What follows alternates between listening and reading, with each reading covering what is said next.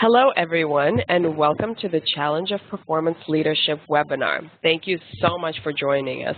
My name is Anna Shanley, and I'm the Director of the Driving Government Performance Executive Education Program. I would like to introduce to you Bob Behn, who is a performance leadership guru here at the Kennedy School. In addition, he's also the faculty chair of the Driving Government Performance Executive Education Program. He's the author of the monthly newsletter on performance leadership called the Behn Report, and he's an author of a recently published book called the PerformanceStat Potential. Before we begin, I would like to remind you that this webinar will last about 45 minutes. We will leave a few minutes for questions, so please submit the questions that you have into the chat box. Thank you so much for joining us, and here is Bob Behn. Thanks, Anna. It's great to have you all here today. Let me just start by saying we're going to talk about the challenge of performance leadership that all of you face. Otherwise, you wouldn't have signed on this afternoon.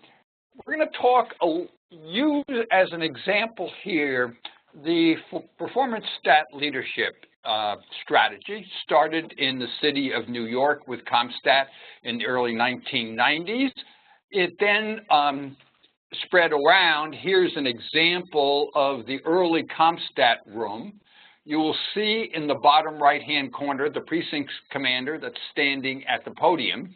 And up in towards the left-hand upper end side, you'll see the row of the leadership team of the New York City Police Department. This strategy spread throughout the U.S. It also is spread to Australia, where the policing is done not by the municipalities, by the states, for example, the state of Queensland. It spread next within New York City to a variety of different city agencies. For example, the Human Resources Administration created JobStat, and the Administration for Children's Services created, surprisingly, ChildStat. It then spread elsewhere to public agencies in other parts of the country. The Los Angeles County Department of Public Social Services called their version of this strategy DPSS stat, and the Los Angeles County Department of Mental Health just simply called it STAT. The next version of this was for an entire jurisdiction. It started in Baltimore, which created the original city stat, which that strategy is used in a variety of different municipalities, a variety of county stats in Cook County, Cuyahoga County, Montgomery, Prince George's, and at least 2 states have used the strategy, Maryland and the state of Washington. And finally, the federal government agencies are also doing this. I put up here 3 agencies, FDA, FEMA, and HUD, that used the strategy before the Government Performance and Results Act, Modernization Act of 2010 required all federal agencies to have some sort of quarterly performance reviews. So how would you recognize a performance stat? What would you really think it was? Well, here is my definition. First of all, I want to emphasize that it's a leadership strategy. I don't think of it as a system or as a model, as a template. I think of it as something that actively engages the leadership of the organization. Now, it would be really nice if it was a system. You know, the system, you would find out what the key ingredients were, you'd copy them faithfully, plop it into your organization, push the start button, and you could walk away because it would work wonderfully. And unfortunately, you can't improve the performance of any organization just doing that. Next part I want to emphasize, it has some key purposes that are designed to achieve specific results. It has uses current data, not last year's data, but very recent data to analyze performance of various subunits within the organization. It has regular, frequent, integrated meetings the purpose of which is to provide feedback on progress in achieving specific performance targets. It has some follow-up on previous decisions and commitments that were made at previous meetings. It is about learning. How can we learn to improve our performance? And how can we then figure out what are the next performance deficits that we have to fix? What should be the targets for fixing those performance deficits? And I want to emphasize at the end that the leadership team has to be persistent here. Bob, is your performance stat really this long and complicated? Yeah, it is. You know, it would be nice if this thing was really simple, but it isn't simple. You can't just do one thing and improve performance. You've probably tried that already and discovered it didn't work, that you couldn't just, let's say, collect data and put it out there and wonderful things happen all the time. So I spent a long time trying to understand what the various moving parts were for this strategy, various things that effective performance stats had that made it work. I think that's enough of an answer. Why don't we move on? Is that okay? So if you went to visit one of these, what would you see? Well, I think there's 5 things that would be pretty visible. The first is you'd see that there's a room in which people hold meetings. You notice that at the meetings, they had some data that was the basis for the discussion. You'd see the technology that people were using to analyze the data, project the data on a screen or on a wall. You'd see that there was some staff that managed the meeting, analyzed the data. You'd watch the meeting itself, but you still really wouldn't know what was going on. Let me give you an example of a specific meeting happened over a decade ago in the city of Baltimore, in which they were analyzing the performance of the Bureau of Water and Wastewater. At that time, there were a variety of different performance requests that citizens could make, but these were the priority requests. Down the left-hand side are the 9 priority requests for that department. And so if you called their 911 number and said, look, I have an exterior water link, you would be told this is your performance number. They would also tell you how quickly they would do it. So an exterior water link would be done in 4 days. Low water pressure would be done in 14 days. These targets sometimes changed. We're doing pretty well, so we maybe need to reduce the target, or in other occasions, look, we can't hit this target consistently, we shouldn't promise it, and we're not prepared to invest the resources necessary to achieve that. Here then in the next column, number of requests, so the requests they got in each of these 9 categories during this 2-week period. Then on the right-hand side, you have 3 different ways to measure performance. You have the average days that it takes to complete those requests, the percentage completed on target by the target time, and then the number not completed by the target.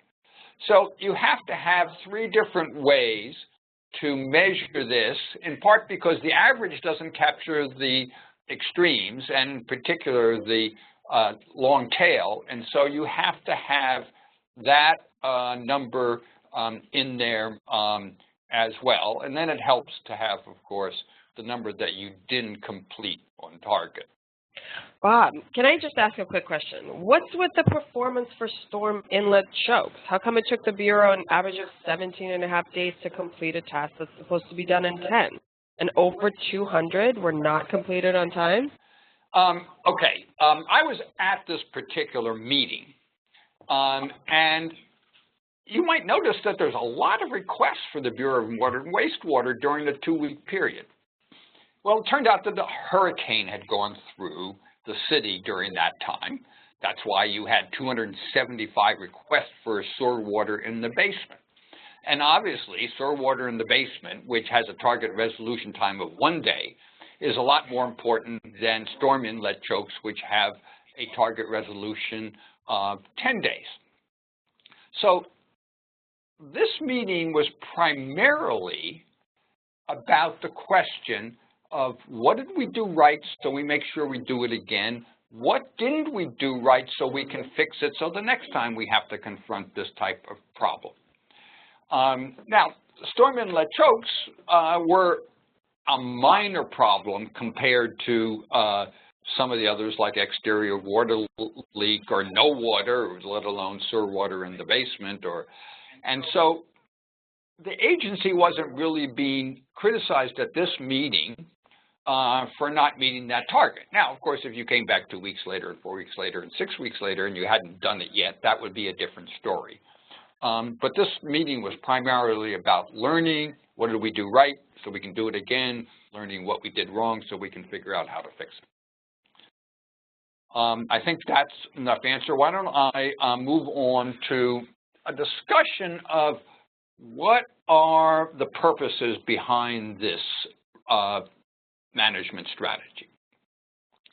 And one way to think about this is, what's the chief executive, whether the chief executive is an elected executive or an appointed executive, what is he or she trying to accomplish? And in the short form of this answer, the short answer of this, is that the executive wants to improve the performance of every unit within the organization. But to achieve that overall purpose, I think there are 8 operational purposes. For example, we're trying to keep everybody focused on the chief executive's priorities. What is the chief executive trying to accomplish? And the meeting keeps people focused. Moreover, it doesn't just keep the director of a particular agency informed. It helps keep everybody on the leadership team of that organization, that subunit, informed, because they're at the meeting too. Second, performance stat meetings provide operational updates. How are we doing? For example, how are we doing on storm inlet chokes? Have we made progress since the last time? They identify problems. We have some data that suggests we aren't doing a particular good job on something. Okay, if we have data that says we're not doing a particularly good job, why are we not? Can we analyze the data or our organizational behavior to figure out what's causing this problem? Then what are the strategies we could possibly use? What could we do to reduce this particular performance deficit? And then how much resources do we have to invest to fix that one? It may be it's cheap. We just have to reorganize how we go about a particular task or process, or it might be much more complicated. We're, of course, always trying to learn if there's different subunits and some units are doing well. What are they doing right? How can we figure out what they're doing from different compared to the others that aren't doing so well? And then I guess I would put the last purpose here is a performance stat that's functioning well helps recruit talent. People naturally want to go to work for well-performing organizations. So if your organization has built a reputation for performing well, don't be surprised that people actually want to go to work for your organization. That seems perfectly logical. Bob, of course, but what's really new here? We've read all of these points in different management textbooks. Why is the performance stat all that different? Is somebody reading my stuff? Who's sending in these questions here? Okay, look, it isn't that any of these specific components are different. All sorts of organizations do some of these things. They might even do all of these things. But the question is, how do they put the pieces together in a reasonable way? Are they diligent about it? Are they creative about how they do it? Have they thought through how they put these pieces together? And then are they, again, to use this word, are they persistent? Do they keep using it, or do they forget about it at some point?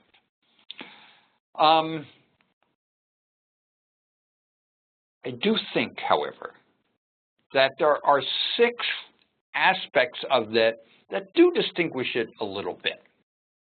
Let me go through those 6. First, it's not driven by the budget. One of the people at one of these organizations who was using a performance stat strategy said, if we had given this task to the Budget Bureau, the major measure of performance would have been dollars saved. I'm not opposed to saving dollars, but saving dollars isn't the only measure of success. It's also about producing results. The second thing is, it's not just about beating up on people. It's mostly about learning and improving and motivating people, getting people to improve their performance, to learn from their progress, and to motivate individuals and motivate teams so that they will focus on producing the desired results. Third, one of the things that's different is that it's not one of these fads. Oh, we'll do this one for a while, and then, oops, a new thing comes out, and we'll be out there doing this as well, and oh, we don't have time to worry about performance anymore. Also, I would argue that the meetings aren't random. You know, oh, well, we haven't had a meeting in a while, maybe we should. They're actually part of the regular rhyme and rhythm of the organization. Organizations are doing this well. If you were up and it was your subunit's turn to report this week, you know you'd be back in 2 weeks or 2 months, whatever the regular cycle was for that particular organization. Fifth, there's regular follow-up. It's not like each meeting is an independent event.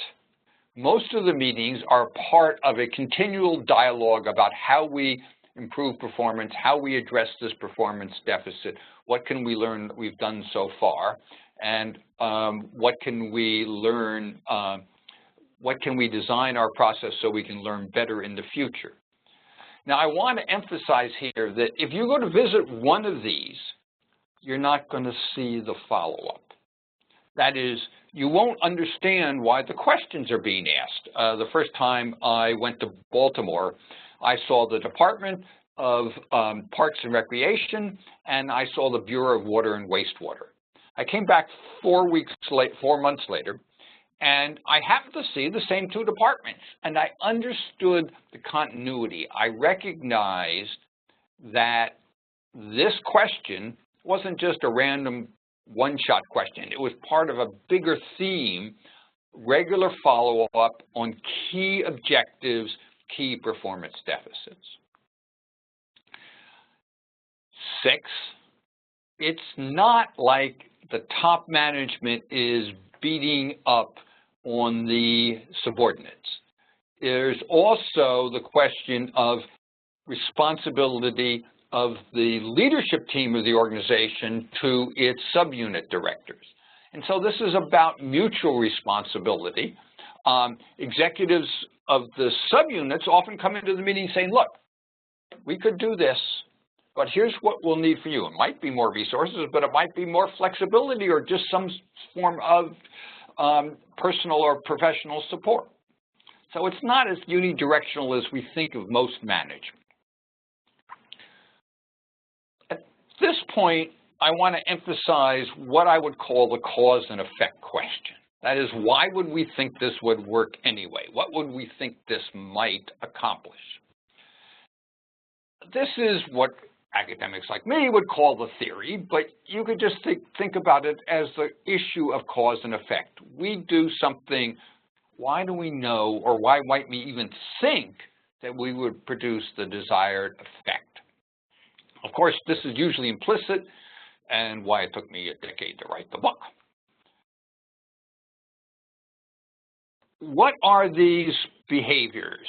That's what I think causes the effect. It's the behaviors of the leadership team that connect the strategy to the behaviors of others in the organization to improve performance.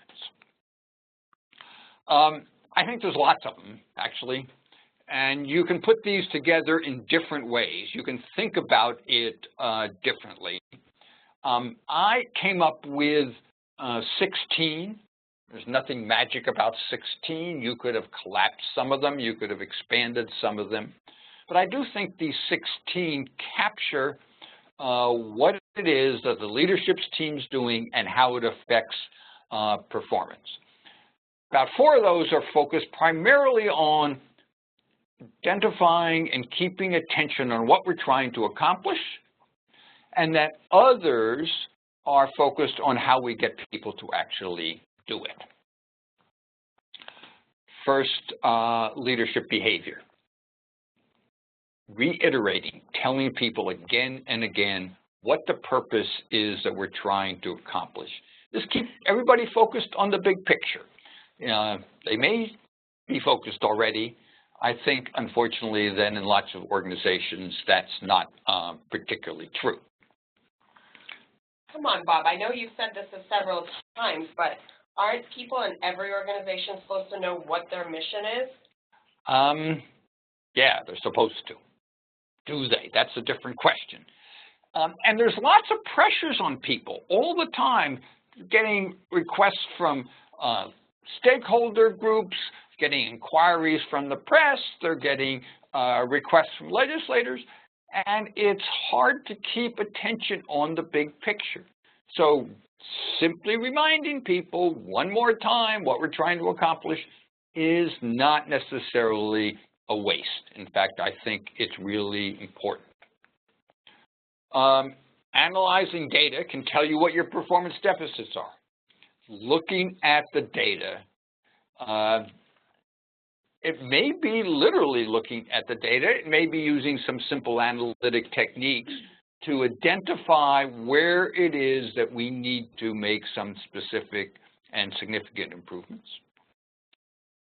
Third, creating targets. Targets can specify exactly who needs to do what by when so that we can make some progress. These targets can be set by the leadership team, or they can be set in conjunction with the different subunits of the organization about what they could accomplish and when they could be expected to accomplish them. So I think obviously setting performance targets can be dangerous, no? When public executives set targets and hit them, nobody notices. But when they miss them, they get all sorts of criticism, right? Yeah, it's a problem. But if you don't set targets, people don't know what they're trying to accomplish. They don't have something specific to get done by a specific time. Moreover, if you set targets, if the leadership team sets targets, well, it has something to reward. It has a way of saying, okay, this team actually hit its target by this specific time, and there's no question about whether there's favorites being played. If the team hit the target, the team hit the target. Making operational assignments tells people exactly what performance deficits they need to fix next. So part of the mechanism here, part of the strategy here, is to make sure that in addition to having the big targets, at the meetings we identify what operational things have to be fixed next and who's going to get them done. Number 5, devoting time to performance stat through the meetings makes it clear that this is a top priority of the chief executive. I mean, how do people decide what you think is important? Well, you might like to believe that they read your memos and listen to your speeches. I don't think they do. I think they recognize what you consider to be important by what you spend your time on. And if the leadership team of the organization is spending its time, significant amounts of time, on managing and leading the performance stat strategy, they will pay attention to that because they know it's important to you.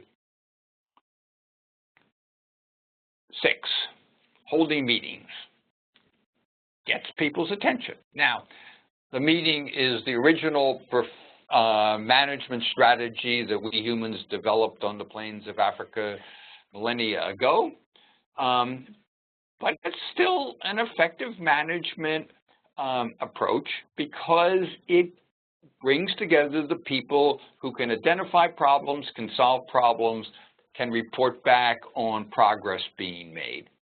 And if the meetings are run well, and I'm sure you, like me, have attended some badly run meetings, the meetings are run well, they get people's attention because they focus on what's important.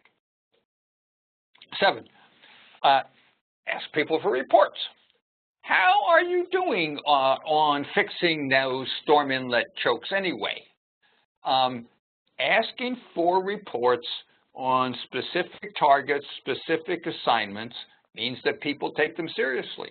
They leave this meeting knowing that I got asked some questions about this problem, or about this assignment, or about this target, and they know that when they come back to the next meeting, they're going to be asked about it again.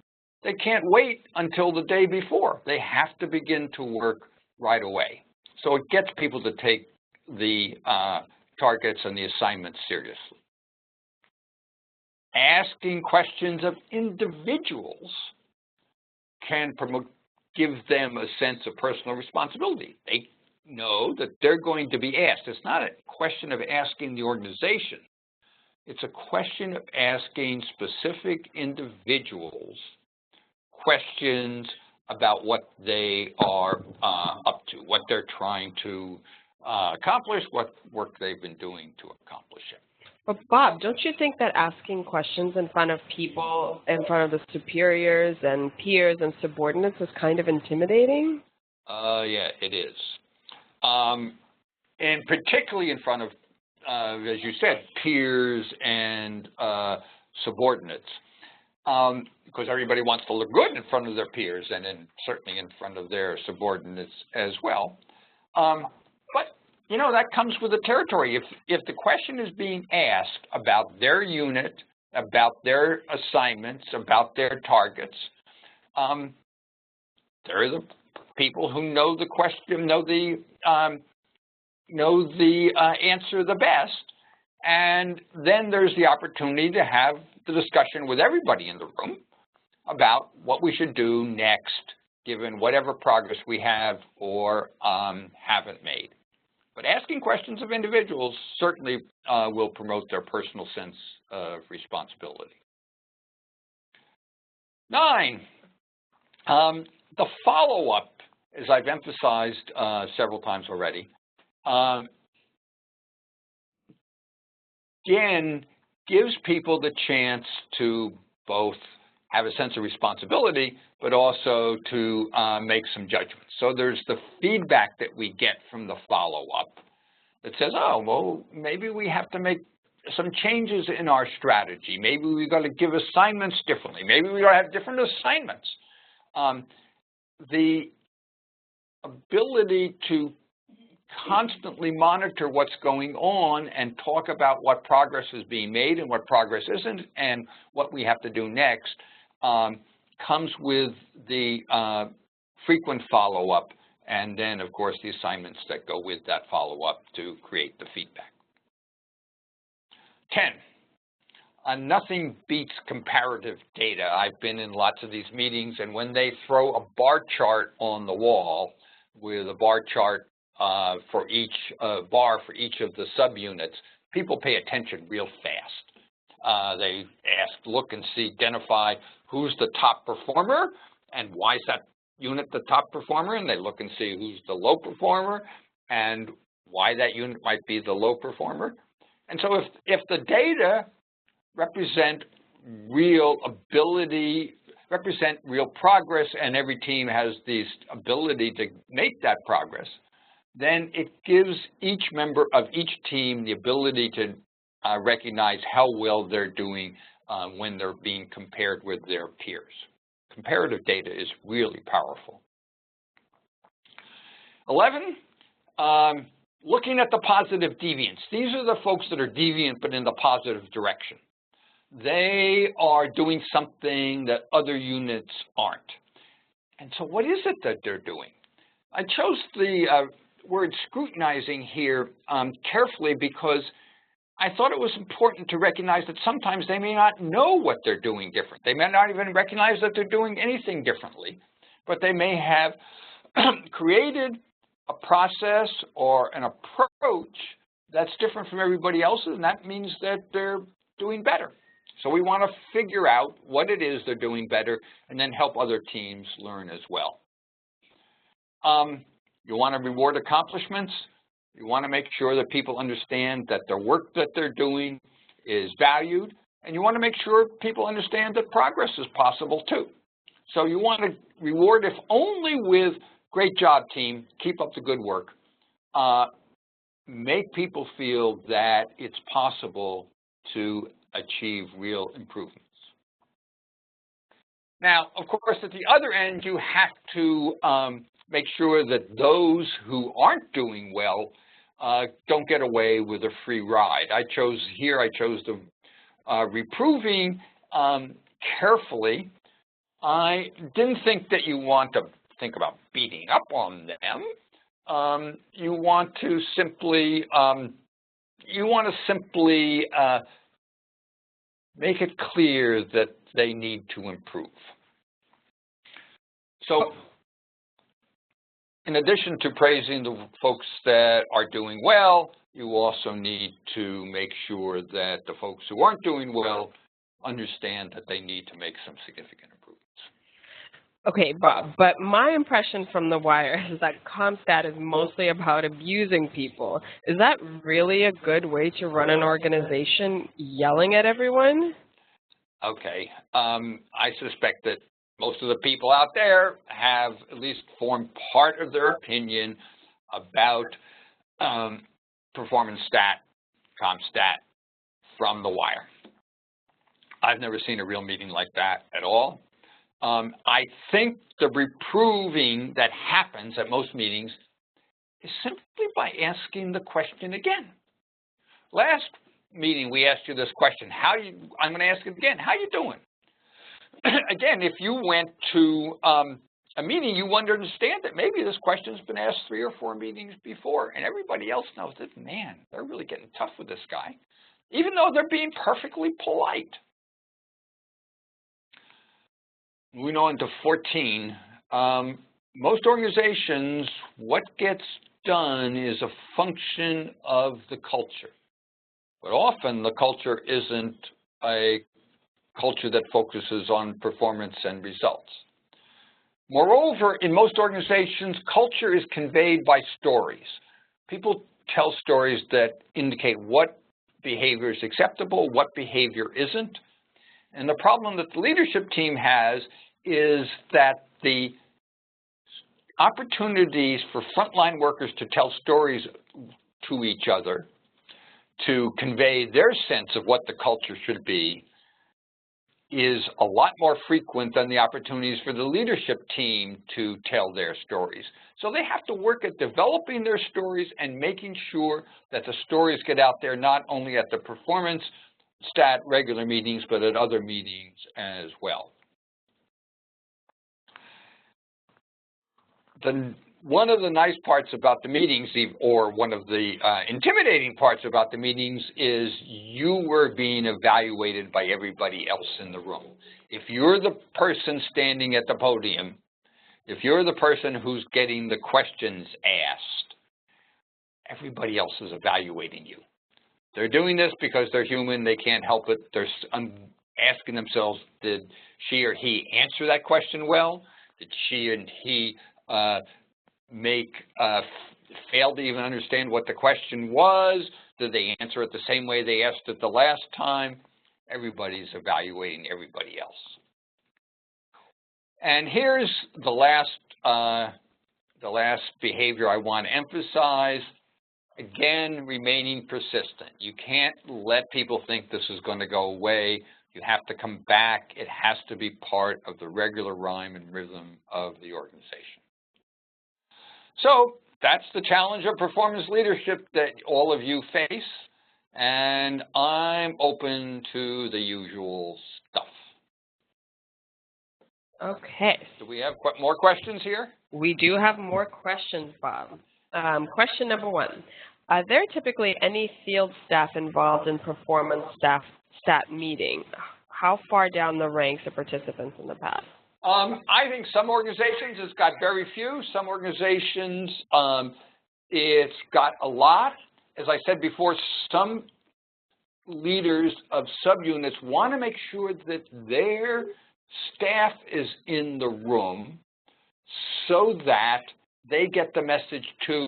They don't get it filtered or think it's been shaved in some way by the head of the subunit. Sometimes they will bring in particular teams because, again, we're trying to help others learn from what a good team was. And it also depends a little bit on the size of the organization. I know federal agencies, when they do this, they often have video links, audio links, where people in the field can understand what's going on and even occasionally interact with what's going on in Washington or wherever the meeting's being held. Okay, we have another question. Can you see performance stat working on a small scale, say in a small business or a startup environment? I don't think the scale's an issue. I would go back to your previous question. If the scale is really big, like a federal agency, then people are out there in the field and may not really be connected with it. Of course, if the organization's only 5 people, the standard meeting of assignments and reporting back looks very much like this. The place that is going to prove effective is when you move out from just the 5-person small organization, is when you have to bring in middle managers from, let's say, 2 or 3 rows down, because they have to be able to manage their organization as well. Excellent.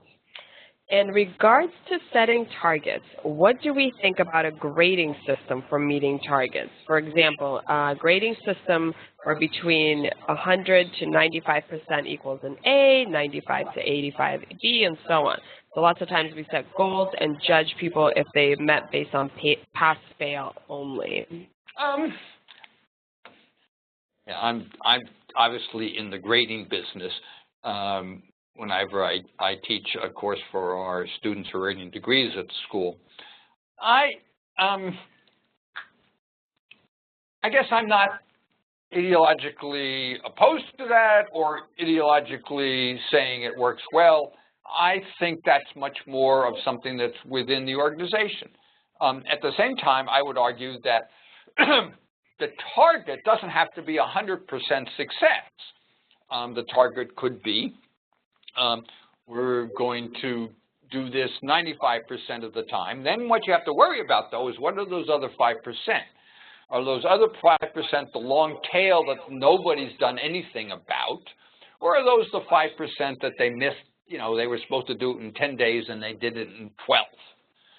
I think that's different than they were supposed to do it in 10 days and 3% haven't been done in 10 months. Those are 2 very different set of circumstances. Mm-hmm. Another question. There needs to be a climate of trust in an organization in order for people to ask questions and compare achievements. How do you create that climate in which performance stat could be effective and flourish? I think you just have to, again, get away from the idea of the wire where we just beat up on you. Notice that I put recognizing accomplishments before I put reproving those who aren't producing well.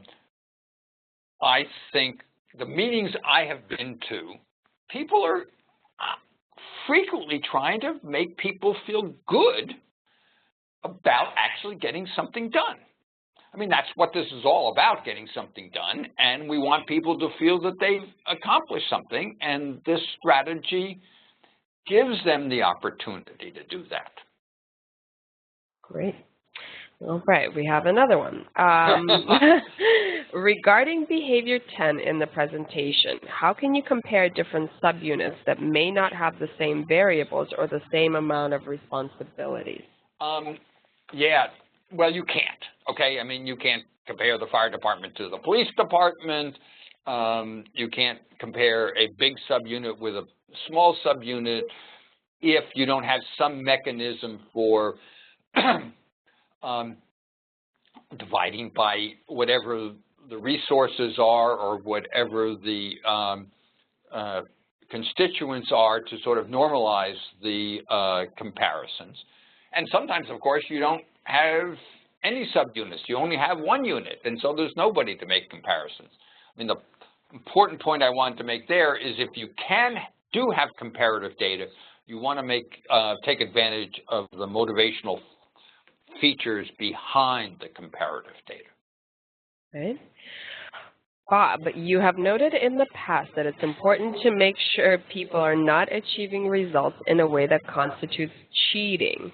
Do you continue to think that it's important for managers to investigate this issue as part of scrutinizing the data that comes from well-performing teams? Yes.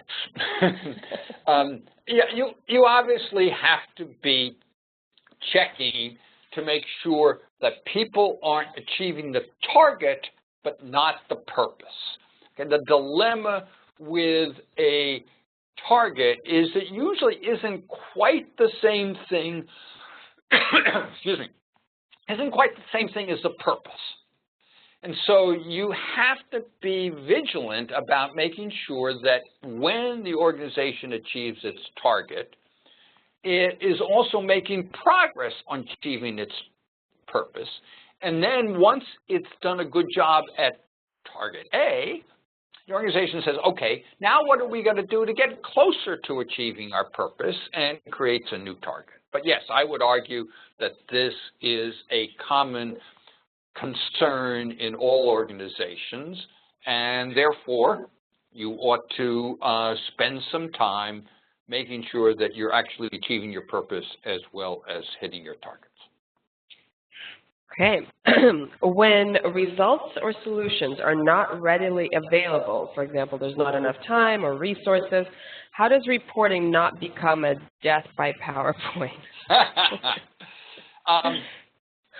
Well, I don't know about the death by PowerPoint. Give me the first part of that question again. That's the interesting question. I mean, death by PowerPoint can happen without any of this, okay? I don't think that's I don't think PerformanceStat is required to produce death by PowerPoint. So when results and solutions are not readily available, so for example, not enough time or resources, how does reporting not become? I think the targets have to be what I would call reasonable. That is, somebody has to be able to achieve them. But you ought to start with targets that you can achieve. You're not going to jump to the top of the performance mountain in the next 2 weeks. But what's the first step? What's the first thing the organization should do? What's the first performance deficit it has to fix? Create the target for doing that, and then monitor performance, hold the meetings, solve the problems that are getting in the way with solving that performance deficit, and then make progress to the next level and to the next level. That doesn't necessarily involve death by PerformanceStat, death by PowerPoint. You can always have death by PowerPoint without any of this. Okay, I think we have time for a couple of more. You had mentioned that the STAT process is not driven by the budget. How can the STAT process complement the budget process? Do you have any examples? Well, I think the targets have to be consistent with the budget. You can't give people a target to achieve without giving them the resources to get it done. And W. Edwards Deming, father of total quality management, once said, "I've never seen an organization in which they gave people goals and then they gave them the resources to get the goals done." And that was about the private sector, which is where Deming spent most of his time. So you have to be prepared to make sure that when people have a target, that it's also, they have the reasonable expectation that they'll get the resources to get it done. Great. For statewide programs in which travel and distance are a significant concern, is an online form with a conference call an acceptable form? Any advice on making that feasible? Yeah, the only problem with that is that, and all of us have experienced this because you've all done it, I've done it too, is when you're on the conference call, that's sort of the thing in the background while you answer all those unimportant emails that are accumulated in your inbox. So I think there's a challenge of doing this online that's significant compared with doing it on face-to-face. If you do it face-to-face, people have to pay attention. I mean, they can hold their cell phone in their lap, but nobody is confused about what they're doing. So I would argue that one way to do that is to bring in from the field some of those units each time you have the meeting. Maybe those should be the units that are reporting. It depends on the size of the organization, the complication involved in improving performance, what the performance deficits are, but bringing people in or moving the meeting around. I'll give you whatever your state is, you don't have the same problem that Queensland has. Queensland in northeast Australia is bigger than Alaska. So I know whoever is asking this question doesn't have a problem as big as they do. What they have in Queensland is basically Brisbane and everything else. So they hold one meeting in Brisbane, then they go out in the field and hold a meeting. The next meeting's in Brisbane, the next meeting's in the field. The next meeting's in Brisbane, the next meeting's in the field. You want to get people engaged actively and personally, and one way to do that is to go to them rather than have them simply be online. Okay. Who does performance stat well? Who should we be emulating? I think I don't like to answer that. I get that question a lot, but I don't like to answer it because I think doing it well means that, I get to copy them. I think all organizations that are trying to do this are making some progress, but they're all feeling their way. They're all adapting that definition I had at the beginning, it was over 100 words, to the problems that they face in the organizational and political and cultural situation in which they fit. So you could say that organization A is doing it really well, and you try to make that work in organization B, and it doesn't work. I would argue, try to figure out what you're trying to accomplish, how do you use it, and experiment and expect that you won't get it right the first time. You'll have to keep changing it. And even when you're doing really well, you'll want to say, okay, now what's the next level we jump to, and how do we make that happen?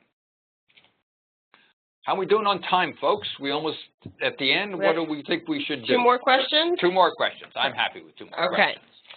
Can you implement performance stat if the leadership in your organization does not or is not willing to formalize it as a strategy? I guess you can't do it if the leadership team isn't actively engaged. Okay, and that's I think the word was formalizing, and I'm not. The phrase I like to use is less the formal nature than more the rhyme and rhythm of the organization. It's part of what the organization does. It's part of what everybody expects it to do. There's lots of formal parts of organizations that nobody pays any attention to. Not your organization, I'm sure, but I've seen organizations where that's true. So the question isn't so much the formality as the importance of it. If the leadership team is making it important, then other people will think it's important too. Excellent. Last question. Are there any HR repercussions to sharing individual performance data in front of a group? Well, I don't think of it so much as individual performance data as subunit performance data. Now, obviously, if I'm the manager of the subunit, there's HR implications to it.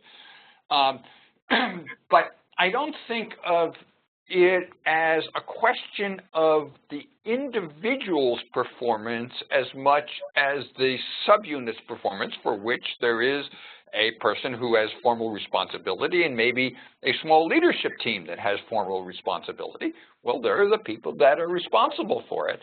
The fact is, however, that if you are the chief executive of the organization, there are key HR implications for you, because you are going to be able to identify who's on the team, who's trying to solve problems, who's creative in solving problems, and surprise, those are the people you're going to